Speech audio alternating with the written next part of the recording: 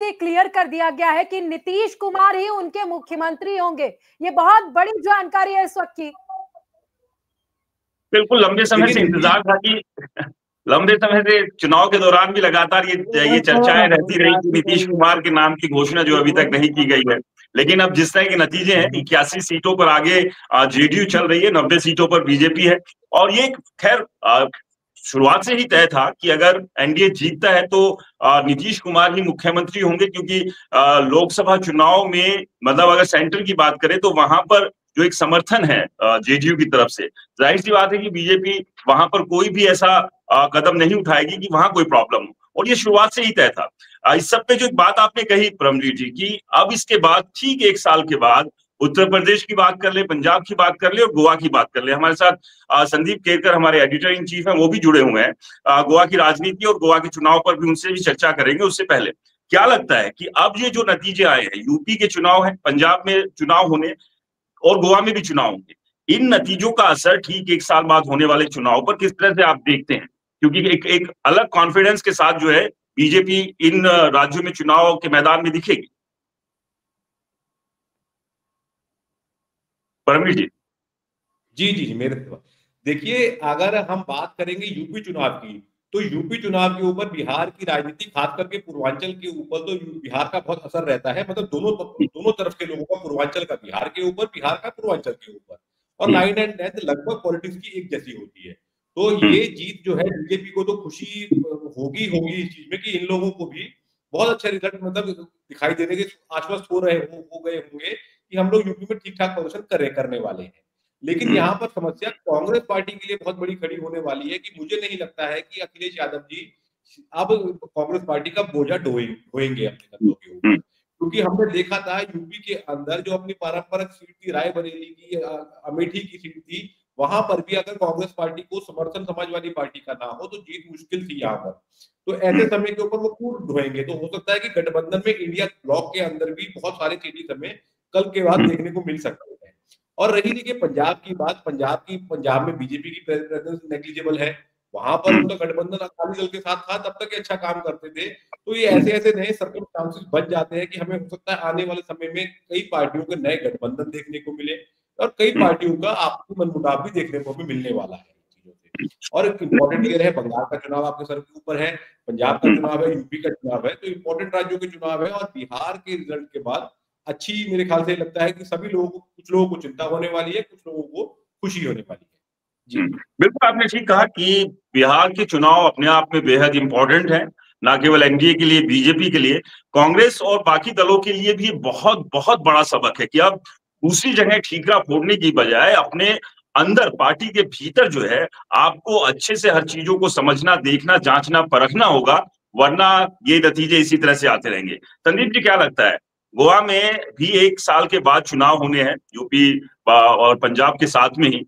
इससे पहले जो बीजेपी जीत कर आती रही है, उसके बाद कहीं ना कहीं दाएं बाएं से उन्हें कुछ विधायकों की जरूरत रहती है सरकार बनाने के लिए। क्या इस बार जो नतीजे अब यूपी के दिखे, दिल्ली के दिखे, क्या गोवा में तस्वीर कुछ बदलेगी, या वहां का जो सिनेरियो है वो डिफरेंट है, उसी तरह से काम करेगा जैसे हर बार करता रहा?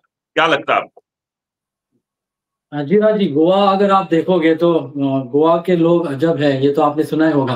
तो एवरी टाइम इलेक्शन जहां भी हो, कोई किसी भी स्टेट में हो, उसका इम्पैक्ट इतना बड़ा गोवा में दिखता है नहीं, क्योंकि डेफिनेटली वो देखिएगा, क्योंकि BJP is becoming a largest party in India. यहाँ पे लार्जेस्ट पार्टी है जो विजिबिलिटी के पॉइंट ऑफ व्यू से। लेकिन गोवा में अभी जेडपी इलेक्शन भी है दिसंबर में, उसके बाद म्युनिसिपलिटी इलेक्शन है और उसके बाद असेंबली इलेक्शन है। तो तीनों कंप्लीट 1 ईयर इलेक्शन में ही जा रहा है। इम्पैक्ट तो दिखेगा, क्योंकि ये डेफिनेटली बीजेपी बोलेगी कि हम हर जगह पे हम हमारी सरकार बना रहे हैं, तो गोवा में उसका इम्पैक्ट डेफिनेटली दिखेगा। लेकिन गोवा के लोग जब किसी भी टाइम एमएलए को चुनते हैं तो वो अदर देन पार्टी दे सी।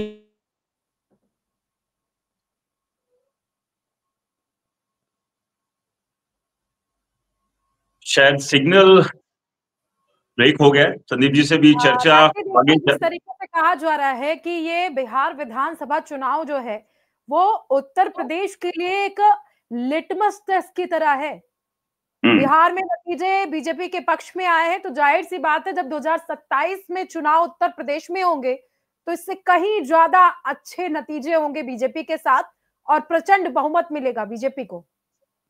देखिए, बीजेपी शायद परमवीर जी भी इस बात से सहमत होंगे कि बीजेपी जो एक नैरेटिव सेट कर रही है, या बीजेपी ने जो डे वन से 2014 के लोकसभा चुनाव से जो एक स्पष्ट ये बात वोटर्स के बीच में रख दी है कि उन्हें किस वर्ग का वोट जो है वो साधना है, और वो एक साफ साफ स्थिति जो है वो बताकर चलती है।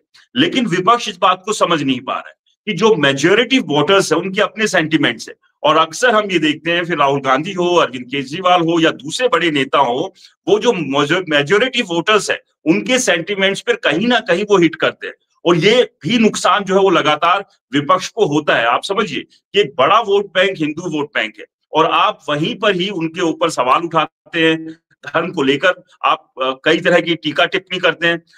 अंत तक जाते जाते ये चीजें भी वोटर्स के जहन में, मन पर एक बड़ा असर डालती है, क्योंकि अब जिस तरह से दो भागों में चीजें बटी हुई है, जहां स्पष्ट है कि एक वर्ग अपने धर्म को लेकर वहां की तमाम तरह की बातें वो करता है और आगे बढ़कर करता है, तो ऐसे में एक समय तक जो हिंदू ये कहता था कि नहीं, वो कट्टरता की तरफ नहीं है, अपने धर्म को लेकर बहुत ज्यादा नहीं सोचता है, वो सभी को लेकर सोचता है, लेकिन अब उसने सोचना शुरू कर दिया, और इसको लगातार हर चुनाव में बीजेपी भुना रही है।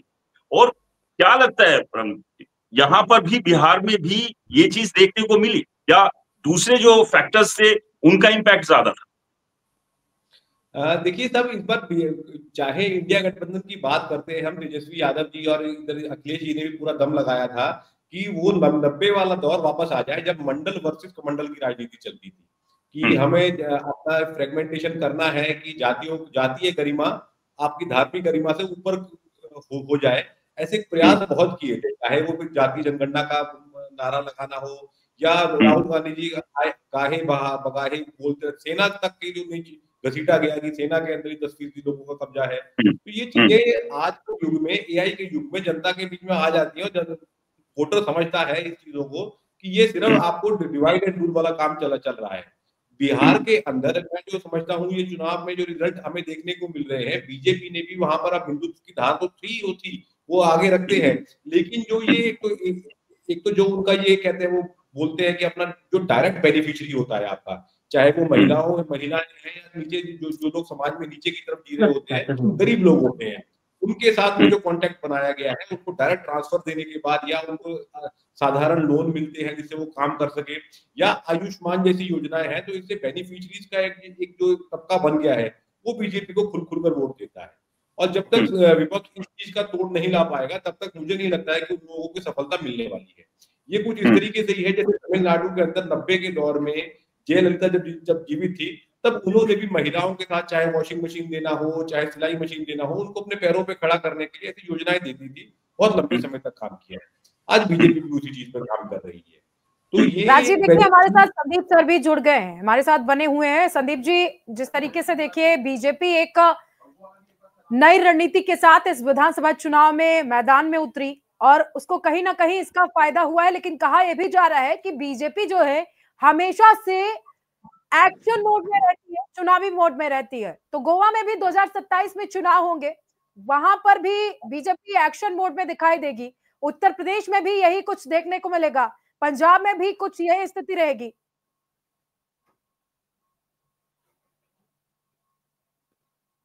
संदीप जी, आप बात कर रहे थे, शायद सिग्नल वीक होने की वजह से बात अधूरी रह गई थी, आप अपनी बात पूरी कीजिए। गोवा को लेकर भी, क्योंकि राष्ट्र टीवी गोवा बेस्ड पहला देश का हिंदी नेशनल चैनल है, तो जाहिर सी बात है बिहार चुनाव के साथ साथ अगले साल गोवा में भी चुनाव होने हैं, तो वहां पर क्या कुछ असर दिखेगा, नहीं दिखेगा, किस तरह से चीजें आगे बढ़ेगी? क्योंकि एक चीज मैंने फील जो की है, गोवा बदल रहा है, इस बात से इनकार नहीं कर सकते।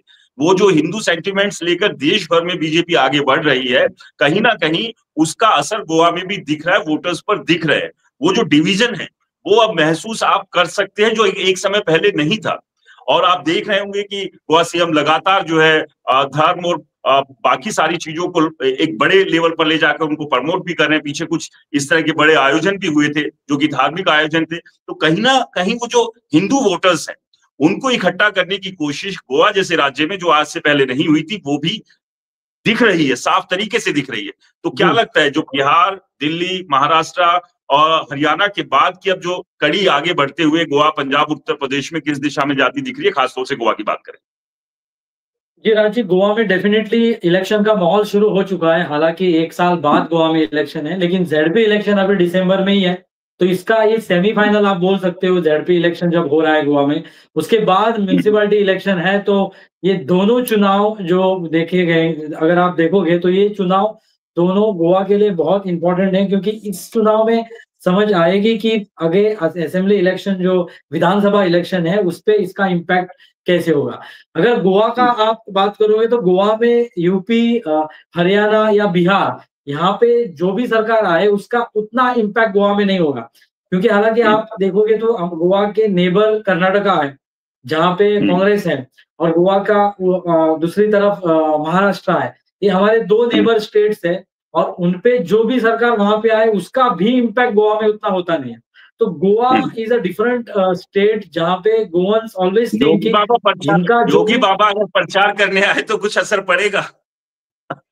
योगी का कल ही योगी आदित्यनाथ, उनकी जो मूवी थी अजय, उसका यहाँ पे था, तो उसका इम्पैक्ट गोवा के लोगों पे डेफिनेटली है, वो मूवी का इम्पैक्ट है। लेकिन फिर भी गोवा में अगर चुनाव आप देखते हो तो पार्टी कम और लीडर ज्यादा। जो भी लीडर गोवा में आप चुनते हो, वो लीडर के हिसाब से पार्टी जाती है। अगर आप देखोगे कोई भी अगर लीडर है, जैसे एग्जाम्पल आप किसी का ले लो, Vishwajit Rane is the best example.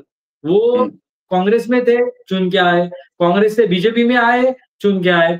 आज के डेट में जहां वो जा रहे हैं, party is secondary, person is coming primary. तो यहाँ पार्टी से ज्यादा लीडर माना जाता है। तो मुझे नहीं लगता कि उसका इम्पैक्ट किसी, अगर बाकी राज्यों में जो भी सरकार आ रही है, वो सरकार गोवा में इम्पैक्ट कर पाएगी, बिकॉज गोवा में जो लीडर काम कर रहा है उसको ही वोट देते हैं। अभी जेडपी इलेक्शन है, यहाँ पे भी अगर देखोगे तो आधी कांग्रेस, आधी से ज्यादा कांग्रेस कैबिनेट बीजेपी में बैठी है। Congress cabinet in BJP by default आप देखते हो, तो अपोजिशन तो ऑलरेडी बीजेपी में बैठा है। तो इस बार गोवा का इलेक्शन बीजेपी वर्सेस बीजेपी ज्यादा होगा, other than BJP to other leaders, क्योंकि अपोजिशन में जितने भी थे वो ऑलरेडी बीजेपी में आ चुके हैं, और बीजेपी में थे वो भी बीजेपी में है। तो सीएम के लिए ये भी एक चैलेंज है इस बार की, टिकट किसको दे दे, जो पहले लॉयल बीजेपी जो है, जो कैंडिडेट है, या नए बीजेपी को। तो जो बिहार का इलेक्शन का रिजल्ट जो भी होगा, वो रिजल्ट का एक तो उनके लिए ये चीज होगी कि आप बिहार या कोई अदर स्टेट, दिल्ली, उसको आप बता सकते हो कि हमारी सरकार, the largest party in India right now is BJP definitely. तो वो एक एग्जाम्पल के तौर पे वो बोल सकते हैं, वो एक पॉजिटिव नोट पे प्रचार के लिए। लेकिन गोवा के लोग जब भी वोट करेंगे तो वो पार्टी कम और लीडर ज्यादा, इस हिसाब से वोट करें। लेकिन एक डर तो संदीप जी इस बात को लेकर होता ही ना, विपक्ष खुद कहता है कि मौजूदा सरकार है, लेकिन उसमें हमारे विधायक हैं, हमारी पार्टी के नेता जाकर सरकार में शामिल हैं, और बीजेपी चाहे कम सीटें जीते लेकिन सरकार उनकी बनती है। क्योंकि जो एक गोवा का ट्रेंड भी देखा गया कि आप किसी भी चुनावी दल से भले ही चुनाव लड़े, लेकिन जब सरकार बनती तो आधे चेहरे तो सत्ता पक्ष यानी बीजेपी के में दिखाई देते हैं। हाँ बिल्कुल, वो तो है कि सरकार, मतलब लोग बोलते हुए कि वोट आप किसको ही दे दो, सरकार तो बीजेपी बनाएगी। ये तो अभी बिकेम ए जोक लाइक, मतलब लोग सब अभी उसी में, मतलब भरोसा किस पे करें। कांग्रेस पे 2 बार भरोसा किया, अभी आम आदमी पार्टी और बाकी अपोजिशन आप